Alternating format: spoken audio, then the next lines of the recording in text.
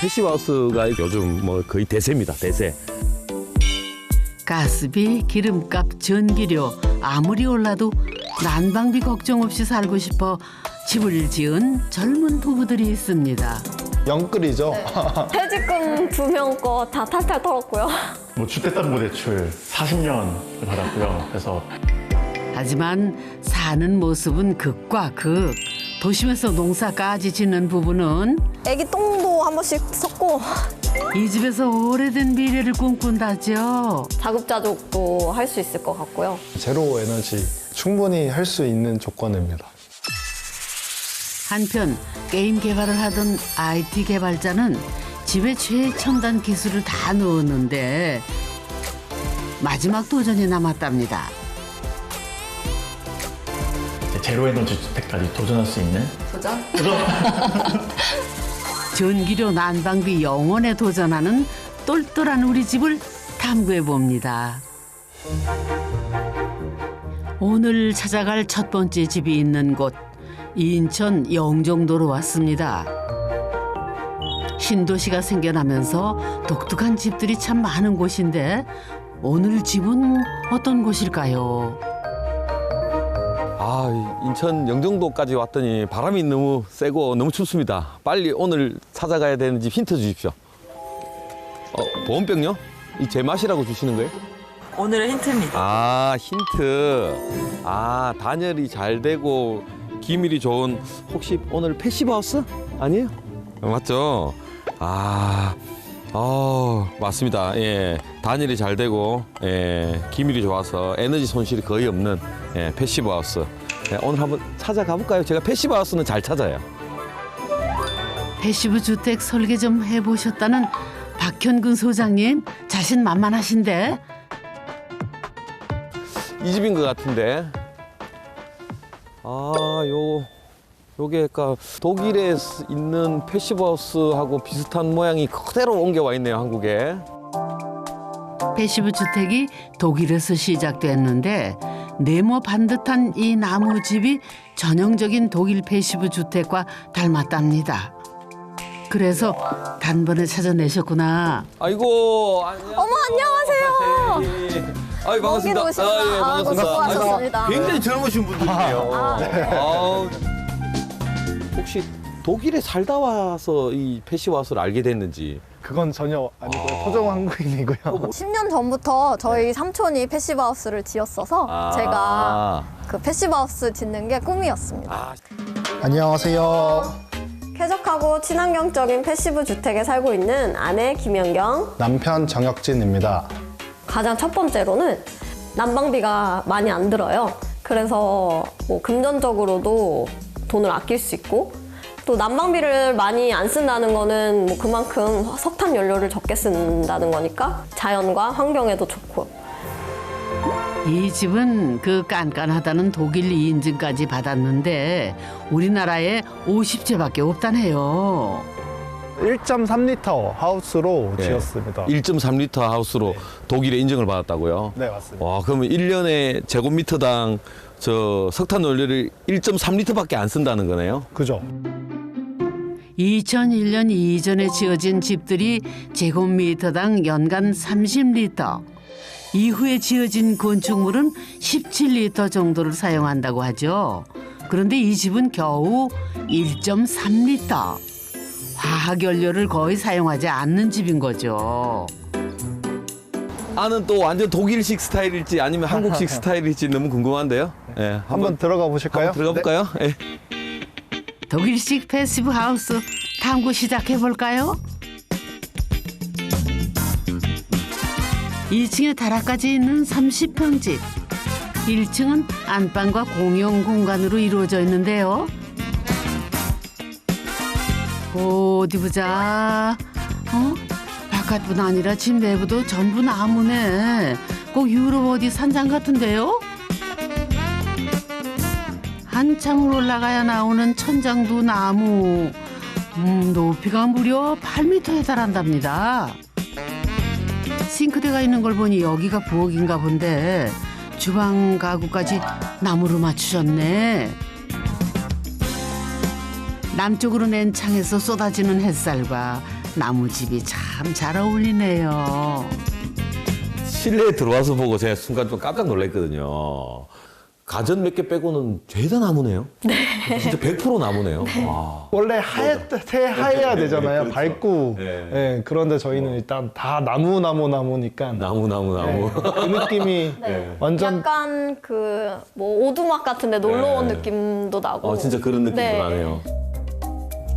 그런데 자세히 보면 수상한 구석이 있는데요. 전기 배선이 그대로 노출돼 있고요.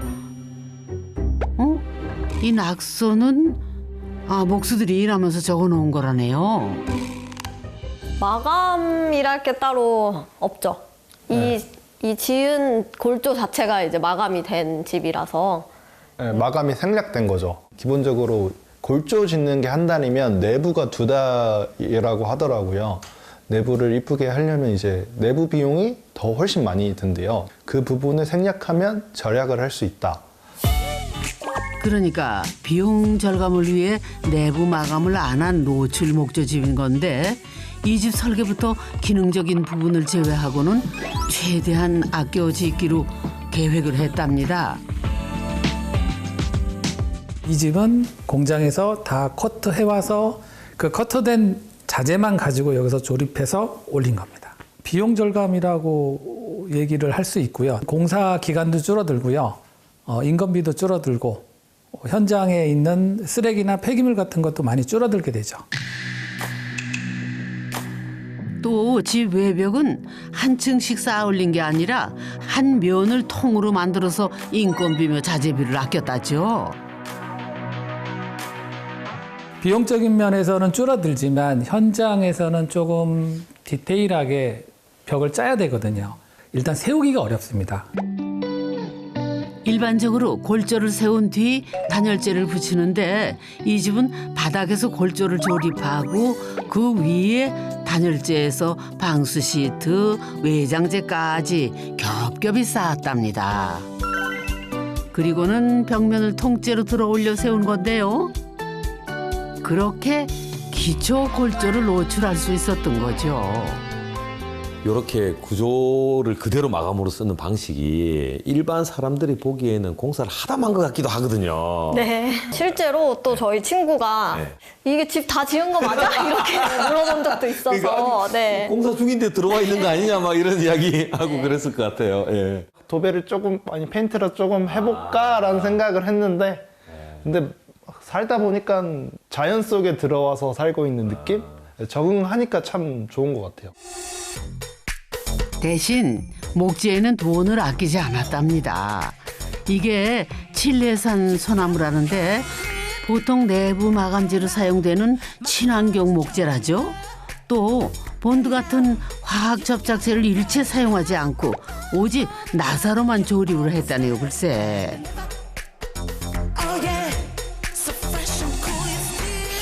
그래서 공사 현장에 망치 소리 한 번 나질 않았답니다.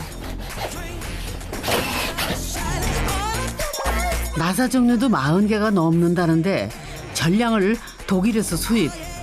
나사마다 그 기능이 달라서 목수팀이 애를 먹긴 했지만은 덕분에 튼튼하면서도 새집 증후군 걱정 없는 친환경 집이 완성됐습니다. 요거를 그대로 철거했다가 다시 그대로 지을 수도 있을 것 같은데. 이사 갈 네, 때. 맞죠? 그럴 수도 있어요. 이사할 때 요거 그대로 가지고 가시는 거죠. 그런데 아무리 그래도 부엌은 물을 쓰는 곳인데 달 시공이 필요하지 않았을까요? 이거 괜찮을까요? 목조를 노출해서 많이 하는데 그래도 보통은 주방은 맞거든요. 그죠, 마감을 하죠. 요거 고민 진짜 많으셨을 것 같은데. 네, 고민 엄청 많이 했는데. 네. 근데 사실 벽 자체에는 물이 엄청 많이 튀지 않아서 네, 지금 천연 오일로만 지금 발라놓은 상태고. 이 집은 진짜 100% 친환경 집이네요. 인테리어 팀이 없으니 부부가 직접 발랐다죠.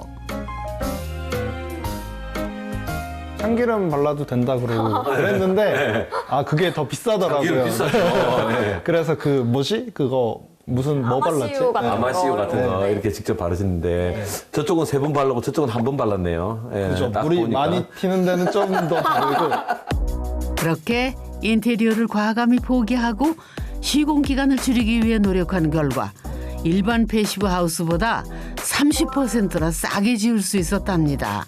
4억보다 좀 덜 들었죠. 한 3억 한 6, 7천 정도? 그 요즘 짓는 집들 가격으로 치면 진짜 엄청 싸게 지은 거예요. 그 자금을 어떻게 조달을? 아, 자금은 완전 뭐 영끌이죠. 네. 제 네. 퇴직금 탈탈. 퇴직금 2명 거 다 탈탈 털었고요. 그리고 저희 또 친정에서 많이 빌려주셨어요. 아직 이자만 드리고 있고요. 그런데 실내 마감을 안 한 노출집인데 정말 집이 따뜻할까 궁금하네요. 얼마나 따뜻한가요? 지금 햇볕이 이렇게 들어오잖아요. 낮에 이 햇볕으로 지금 온도계 보시면 온도가 계속 조금씩 올라가거든요. 그리고 이 한 24도, 5도까지 올라갔던 열이 이제 밤에 이제 그 햇볕 없을 때 안 뺏기고 계속 안 지켜내고 뺏기고 있는 그거를 잘 기밀성 있게 잘 지키고 있으니까 아직 난방이 가동되지 않고 잘 따뜻하게 살고 있습니다.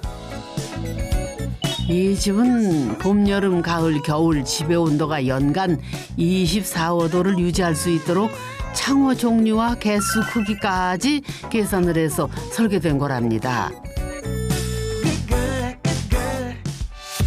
보통 패시브 하우스를 보온병에 비유하곤 하는데요.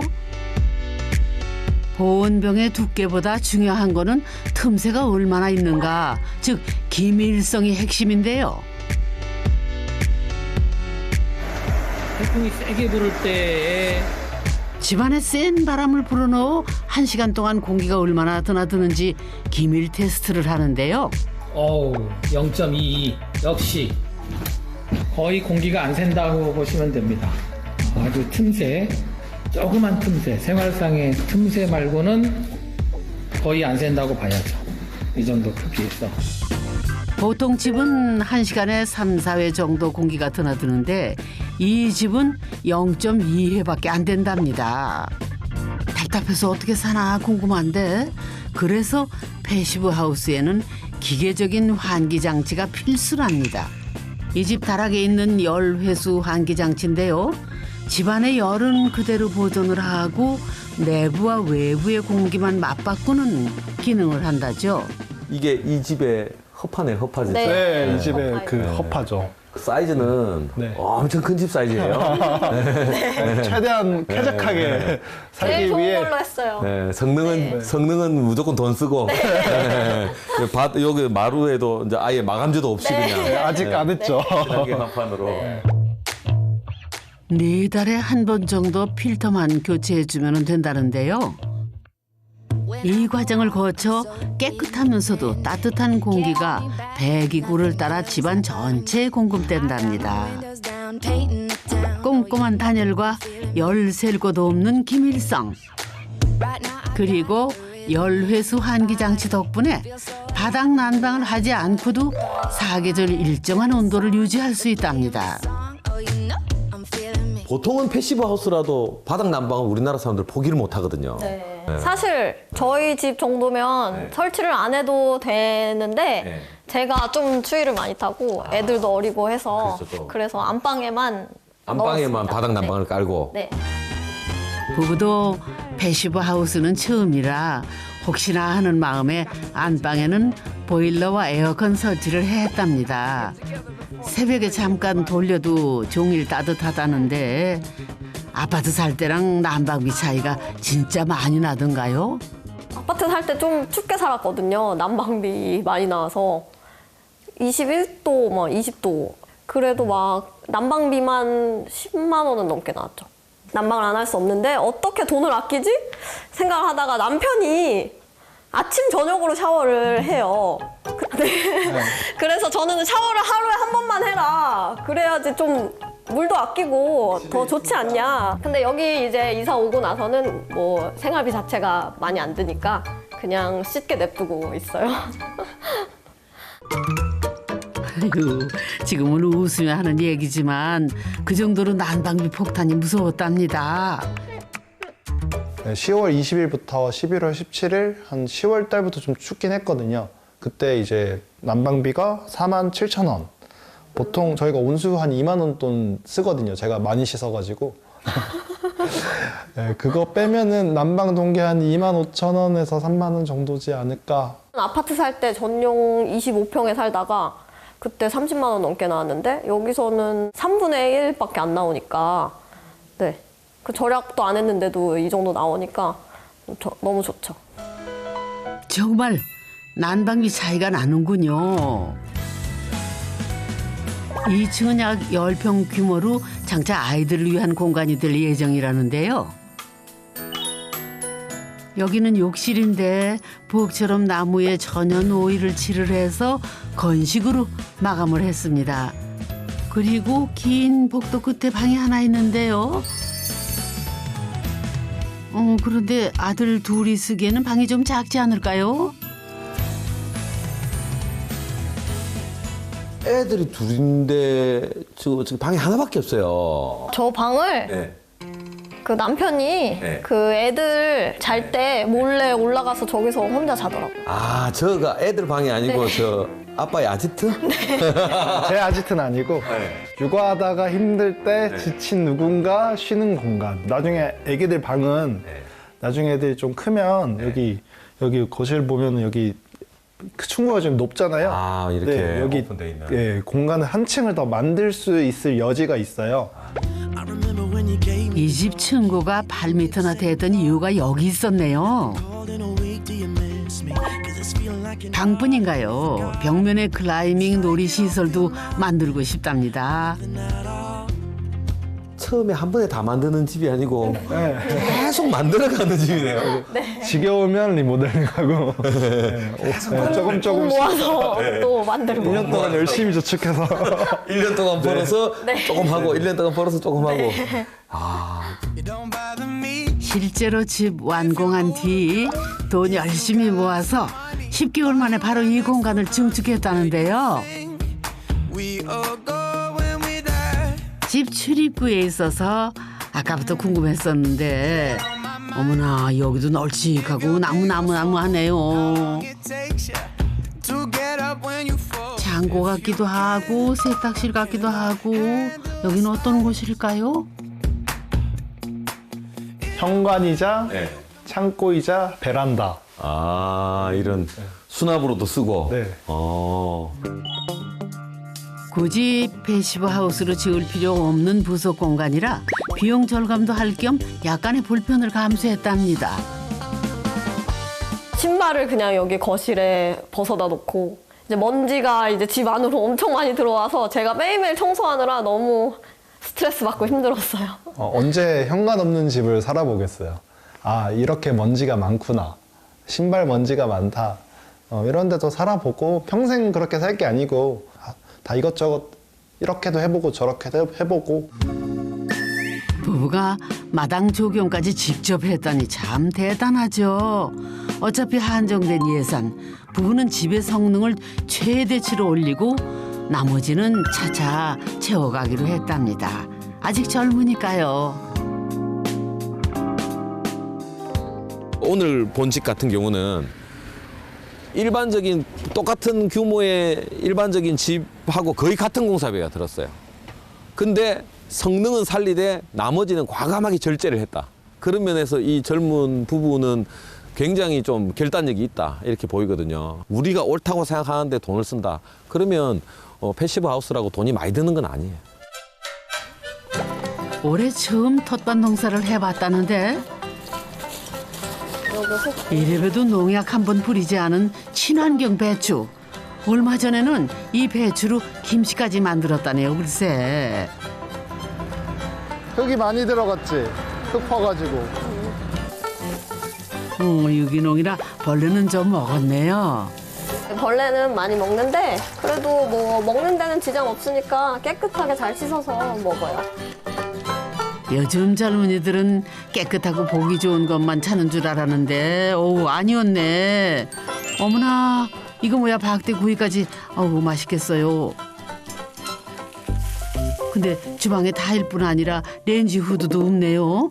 근데 냄새가 다 별 텐데 괜찮겠어요? 흡기가 여기 안에 있거든요. 그래서 뭐 저희는 뭐 그 주방 후드도 따로 없고 그냥 저 흡구로 바로 연기가 바로 빨아들이니까. 거실 쪽에 배기구가 있고 부엌 쪽에 흡기구가 있어서 연기도 크게 흩어지지 않는답니다. 학생 때부터 환경 문제에 관심이 많았다는 아내는 패시브 하우스를 시작으로 하나씩 자신의 꿈을 이뤄가고 있다는데요. 식사가 끝나면 아내가 빠지지 않고 하는 일이 있는데 이게 다 음식물 쓰레기로 만든 거라네요. 네, 이게 음식물 처리기인데 그 음식물을 여기 넣으면 이제 미생물로 분해해서 퇴비처럼 만들어주거든요. 삽 찾았어? 내가 버릴게 여기. 남들 더럽다 여기는 쓰레기도 텃밭 농사꾼들에게는 고맙고 귀한 자원. 지금 애기 똥도 한 번씩 섞고 여기 옆에 이제 텃밭 작물들한테 주려고 여기서 퇴비 만들고 있는 거예요.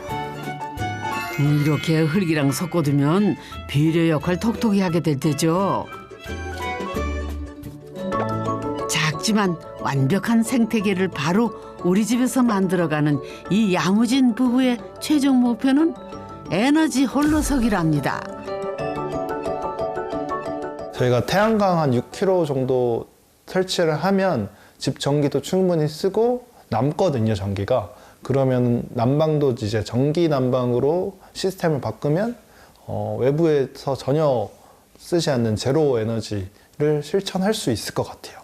지금도 하려면 뭐 설비 투자하면 할 수 있는데 돈이 없어서요.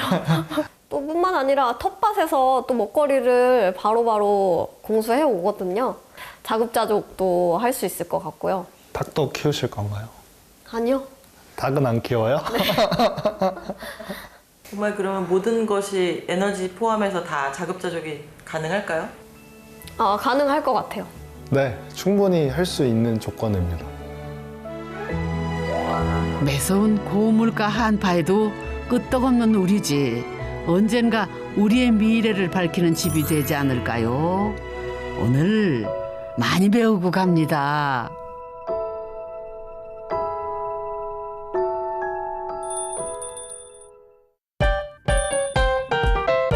두 번째 패시브 하우스를 찾아온 곳은 강원도 원주.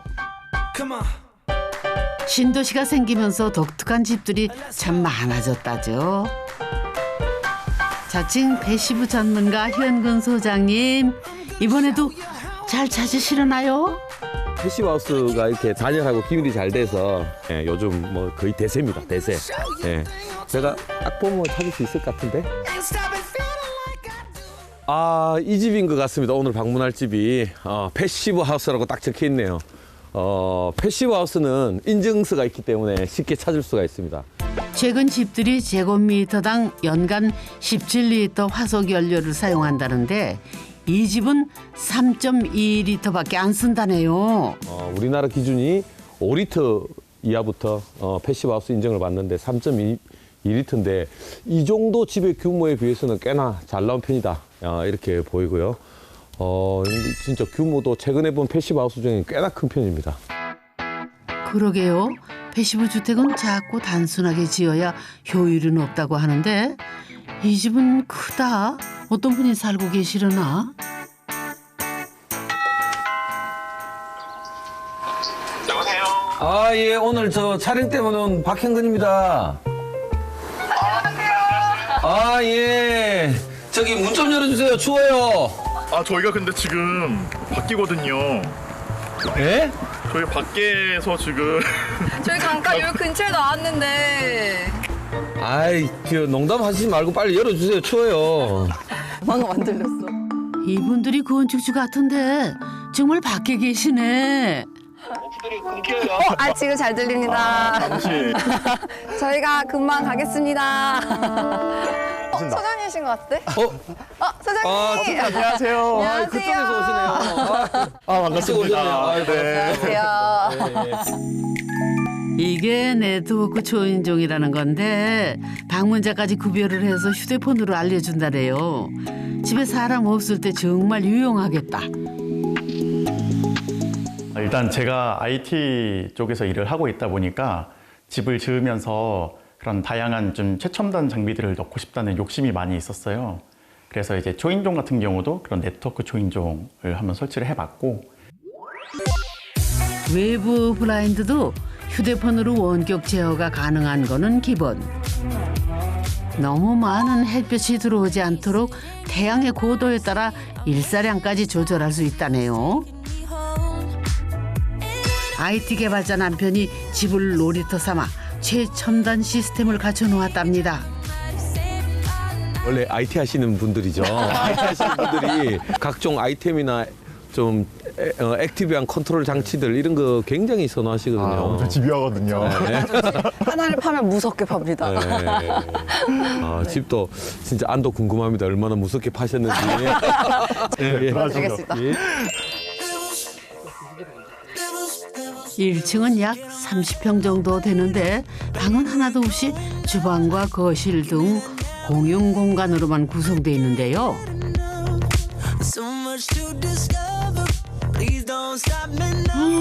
어머나 여기 모델하우스 아닌가요?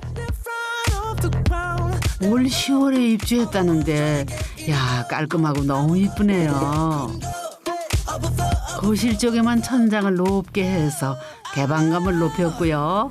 태양열을 충분히 받을 수 있도록 남쪽으로 창을 크게 냈답니다. 이렇게 봐서는 패시브 하우스인 거를 전혀 모르겠는데 결정적으로 다른 게 있다죠? 밖은 엄청 추운데 그쵸. 안에는 굉장히 따뜻합니다. 네. 이게 지금 난방을 한 거예요? 아니요, 지금 난방 안 하고 있습니다. 이게 지금 몇 도나 되는 거예요? 여기 화면을 보시면 될 것 같습니다. 오, 이거 뭐 패드가 걸려 있네요. 이게 다 영어네요? 이게 다 뭐래요? 요거는 처음 보는 건데 요거 설명 좀. 이거는 이제 저희 패시브하우스 지으면서 실내에 이제 쾌적성을 얼마큼 이제 나타내는지를 보기 위해서 제가 이제 직접 만든 이런 이제 화면이고요. 직접 만드셨어요? 이런 앱을 개발하셨어요? 네, 그래서 이제 한마디로 실내 공기질을 보여주는 모니터인데요. 미세먼지도 없고 온도는 25도, 새집 증후군 일으키는 포르말데이드도 없답니다. 재밌어요. 전문가시네요. 비전문가지만 느끼긴 하지만 이게 눈에 보이면 더 좋겠다라고 해서 패시브 하우스는 내부 온도를 일정하게 유지하기 위해 열회수 환기 장치를 통해서 공기가 순환되잖아요.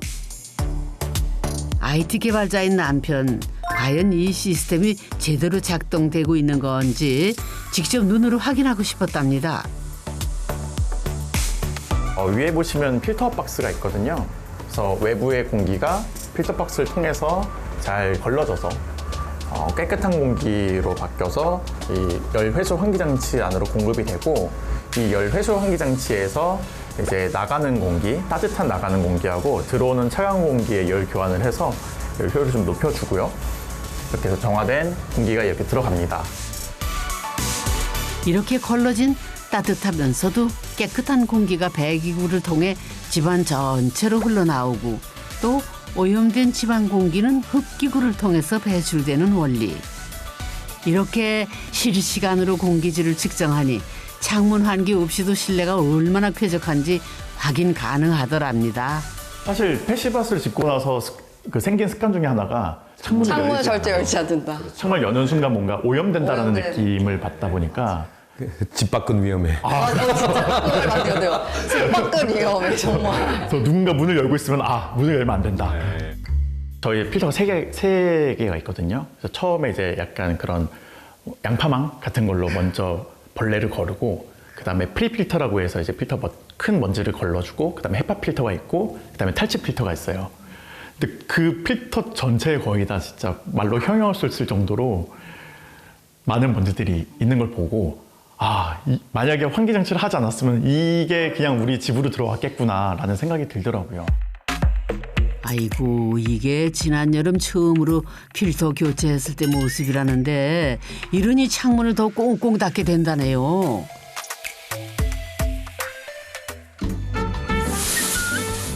이 집 살면서 생활 습관도 많이 달라졌다는데요. 고기 잡수시려나 보네.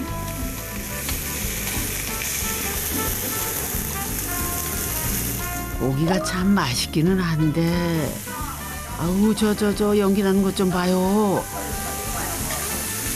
미세먼지 수치 엄청 올라갔겠는데? 빨간색이야. 그러게 빨강색이네. 위험해. 하지만 미세먼지에 빨갛게 경고까지 들어왔네. 이 정도면은 빨리 창문이라도 열어서 연기 빼야 하지 않겠어요? 왜 이렇게 여유만만하실까? 조금 큼지막하게 한번 썰어보겠습니다. 주방용 환기 창문이 있긴 한데 그걸 네. 안 쓰세요 그러면? 이거 바베큐 할 때 많이 써요. 밖에서 바베큐 할 때 이제 뭐 이 문 열어가지고 접시 넘겨주고 뭐 고기 넘겨주고 야채 넘겨주실 정도? 네. 혹시 세게 하지 않았을 것 같은데? 이게 다 믿는 구석이 있어서라네요. 맛있겠다. 어디 보자. 어머나, 얼마 지나지도 않았는데 정말 공기질이 많이 좋아졌네. 입주하기 전에 이제 생선이 먹고 싶어가지고 생선 시켰는데 이게 여기서 요리한 게 아님에도 불구하고 양이 많다 보니까 정말 냄새가 2층부터 해서 위에 다락까지 냄새가 많이 나더라고요. 그래서 이 냄새 빠질까? 저희 집 보통 2시간 정도 되면 외부의 공기랑 그다음에 실내의 공기가 완전히 교체된다라고 보거든요. 그러니까 한 2시간 정도 되니까 조금 냄새가 없어지고 그리고 나서 좀 더 지나고 나니까 냄새가 전혀 안 나더라고요. 그래서 이게 정말 제대로 워킹하고 있구나라는 생각을 했죠. 열회수 환기장치 덕에 창문을 열지 않아도 2시간이면은 실내 공기가 외부 공기로 완전히 교체가 된다네요. 따뜻하게 먹어야지. 사실 부부가 처음부터 패시브 주택을 생각한 건 아니었답니다. 설계도까지 완성하고 산만 뜨면 되는 상황이었는데 고민 끝에 계약을 파기하기로 결심을 했다죠. 주택을 지으면 주택은 추워. 주택은 하자 있는 건 그냥 감수하고 살아야 돼. 라는 말을 굉장히 많이 하자는데 왜 그래야 하지라는 생각이 문득 든 거죠.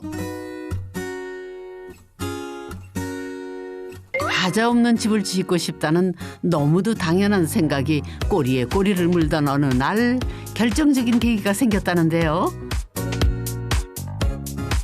되게 우연한 기회로 저희가 그냥 초대를 받아가지고 복사 냉난방이 설치된 집을 방문하게 됐어요. 엄청 더운 날이었거든요. 근데 집 문을 딱 들어갔는데 와, 너무 뽀송뽀송하고 그 시원한 동굴에 있는 느낌? 패시브로 꼭 지어야 되겠구나. 복사 냉방 시스템은 처음 소개하는 것 같은데 현재 우리나라에 15째 정도밖에 설치되어 있지 않다네요. 바닥에 찬물을 흘려보내 공기를 식히는 단순한 원리인데요. 결정적인 문제가 있답니다. 복사 냉방이 우리나라에 도입된 지 한 7년 정도 됐어요. 이제 그때까지만 해도 이 기밀 성능이 안 나오는데 복사 냉방을 설치하면 네. 이제 습도 조절이 안 돼가지고 결로가 생기거든요. 네. 여름철 습도가 높은 공기가 차가운 바닥에 닿으면은 이슬이 맺히며 결로가 생길 수 있는 거죠. 습도 조절이 안 되는 집에서는 오히려 문제가 된답니다. 패시브 하우스처럼 외부 공기는 유입되지 않으면서 실내 습도를 조절할 수 있는 환경에서만 설치가 가능한 거죠. 여름철에는 습하고 더운 공기가 이 제습 모듈을 통과하고 나면은 건조하고 차가운 공기를 바뀌어서 실내로 공급이 됩니다.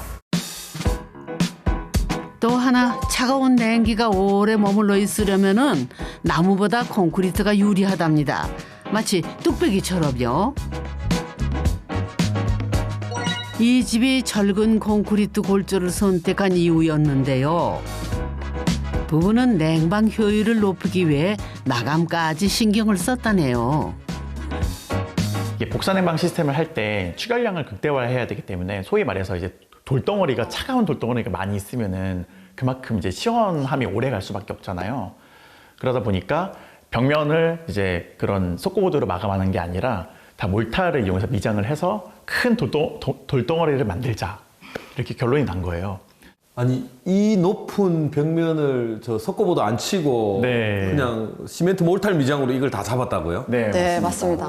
저희가 사실 조명 이제 설치하고 나서 딱 이제 불을 켰는데 벽면 요철이 너무 심하더라고요. 아 위에서 바로 네. 뭉퉁뭉퉁하고.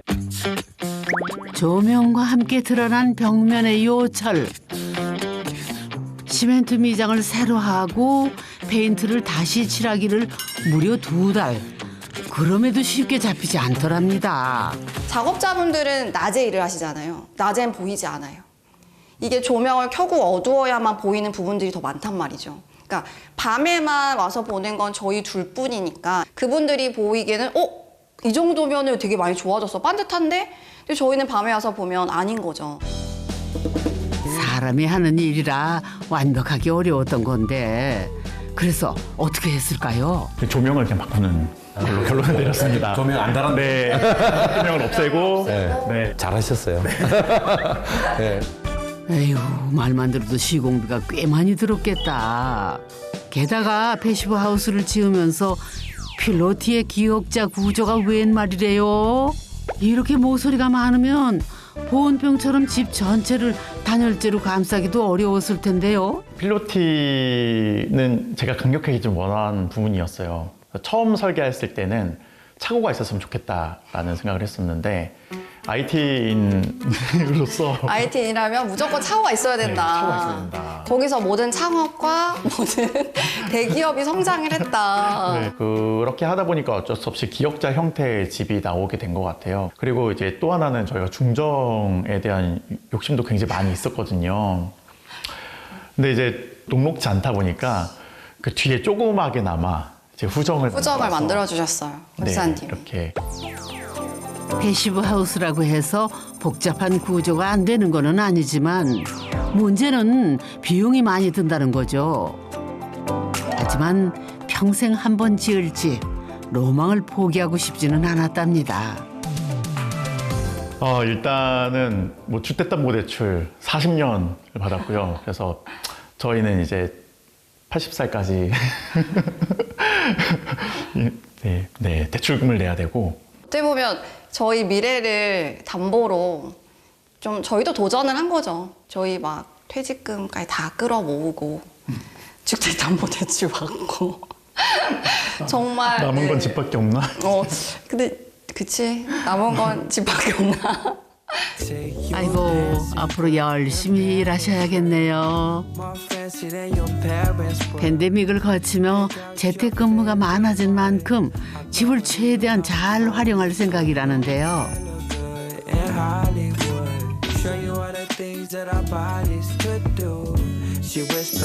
여기는 가족 도서관이자 남편의 재택근무지랍니다. 여기는 미래의 아이방이 될 예정이고요.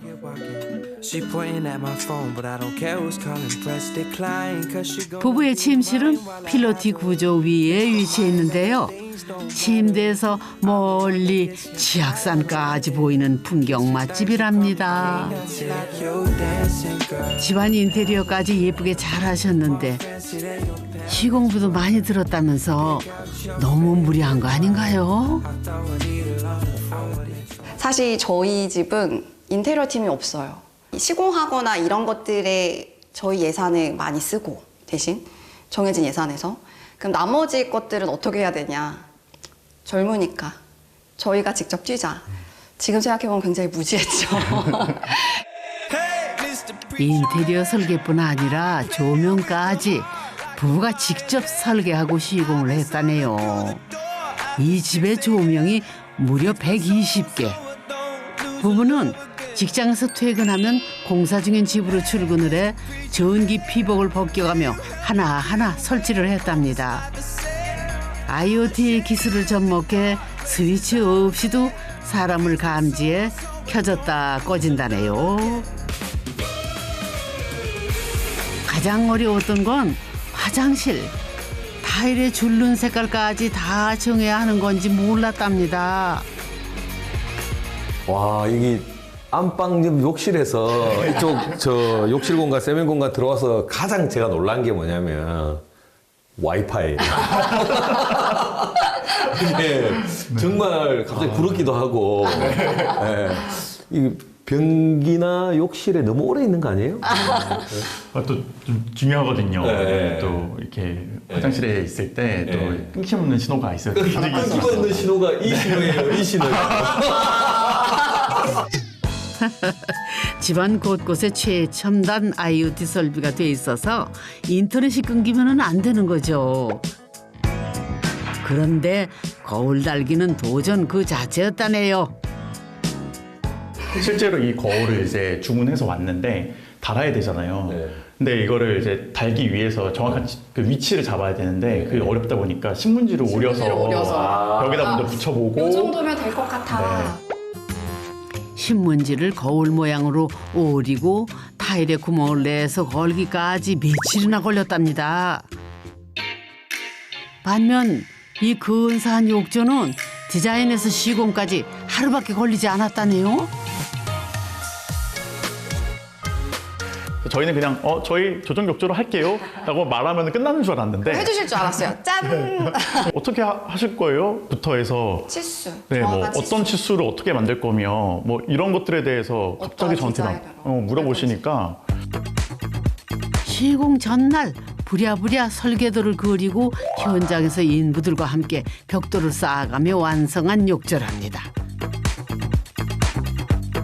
글쎄 내 눈에는 좋아 보이는데 소장님 어떤가요? 요즘 최고급 호텔도 이 정도 디테일은 없어요. 그러니까 호텔 요즘 좀 감성 스테이 정도로 디테일이 있는데 그러니까 충분히 원하시는 걸 이뤘다. 감사합니다. 다행이다. 네. 감사합니다. 다들 그 정도는 감수하면서 살아. 주택살이는 원래가 그래. 집을 지을 때 가장 많이 들었던 이야기라죠. 하지만 남들 사는 대로 살 거라면 애초에 우리를 닮은 집을 짓겠다 생각지도 않았겠죠. 따뜻하고 하자 없이 쾌적한 집. 그 단순하지만 쉽지 않은 가치를 따라가다가 만난 패시브 하우스. 그저 우리를 위한 선택이었는데 이게 지구를 구하는 길이었다네요. 사실은 어떻게 보면 저희가 이게 저에너지 주택이 목적은 아니었거든요. 정말 그냥 실내가 쾌적하고 하자 없는 지속 가능 건축물을 했으면 좋겠다라는 게 목표였는데 덤으로 사실 에너지를 절약하게 되고 그리고 뭔가 그냥 저탄소 친환경 건축물이라고 하니까 왠지 그냥 뿌듯해지는 느낌이에요. 내가 뭔가 지구환경에 기반하는 느낌. 자연스럽게 친환경 에너지에 관심이 생기게 되면서 10월부터 6kW 태양광 발전을 시작했답니다.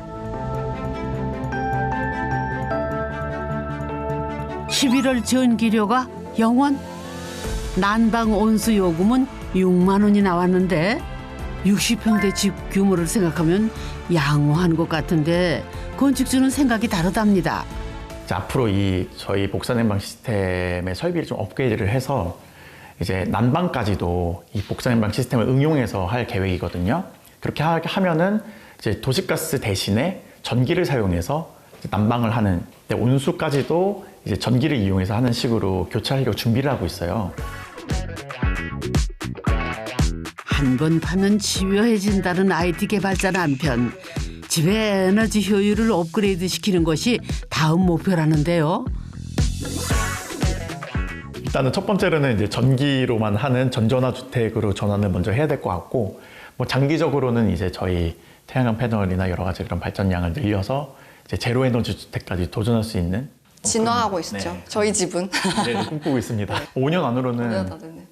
에너지 자립 주택으로 발돋움할 수 있지 않을까 생각합니다. 도전? 도전!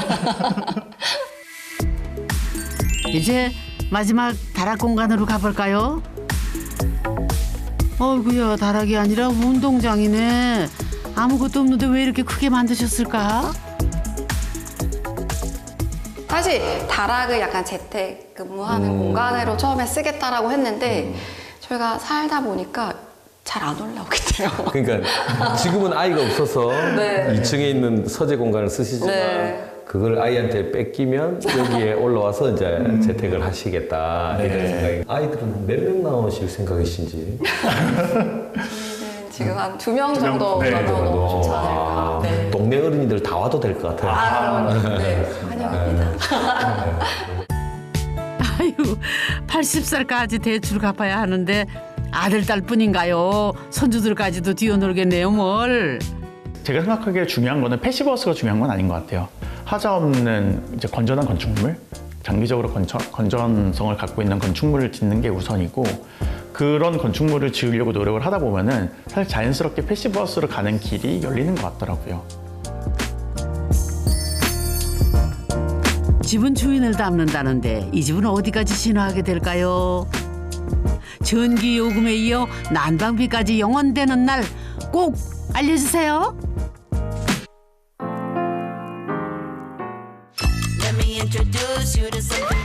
저는 그거 이 집 심상이라고 생각합니다.